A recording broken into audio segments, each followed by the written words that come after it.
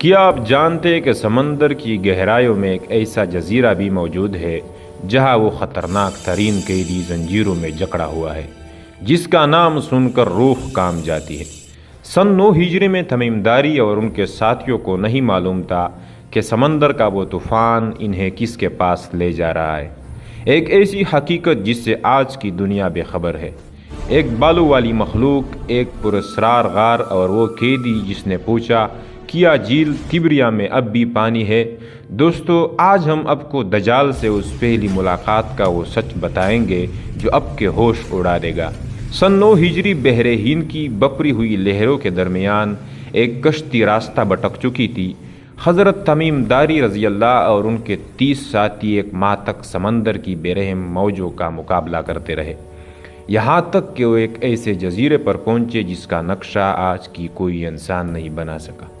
ساحل پر قدم رکھتے ہی ان کا سامنا ایک ایسی مخلوق سے ہوا جس کے جسم پر اتنے بال تھے کہ آگے پیچھے کا پتہ نہ چلتا تھا۔ وہ جساسا تھی۔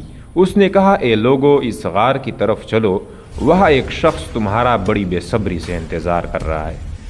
جب وہ غار میں داخل ہوئے تو سامنے ایک عظیم اول جیسا انسان تھا جس کے ہاتھ گردن کے ساتھ اور گھٹنے ٹخنوں کے ساتھ لوہے کی بھاری زنجیروں میں سختی سے جکڑے ہوئے تھے۔ اس کی ایک آنکھ انگور کی طرح ابری ہوئی تھی اور اس کے چہرے سے دہشت ٹپک رہی تھی۔ اس نے پوچھا، کیا بیسان کے نخلستان اب بھی پل دیتے ہیں؟ تمیم داری نے کہا، ہاں۔ پھر اس نے پوچھا، کیا جھیل تبریا میں اب بھی پانی ہے؟ انہوں نے جواب دیا، ہاں، اس میں بہت پانی ہے۔ اس نے کہا، عنقریب اس کا پانی خشک ہو جائے گا۔ پھر اس نے آخری نبی صلی اللہ علیہ وسلم کے بارے میں پوچھا اور ان کے غلبے کی خبر سن کر خاموش ہو گیا۔ آخر میں اس نے دہاڑ کر کہا، میں ہی مسیح دجال ہوں، مجھے جلد نکلنے کی اجازت ملنے والی ہے اور میں مکہ اور مدینہ کے سوا ہر جگہ قدم رکھوں گا۔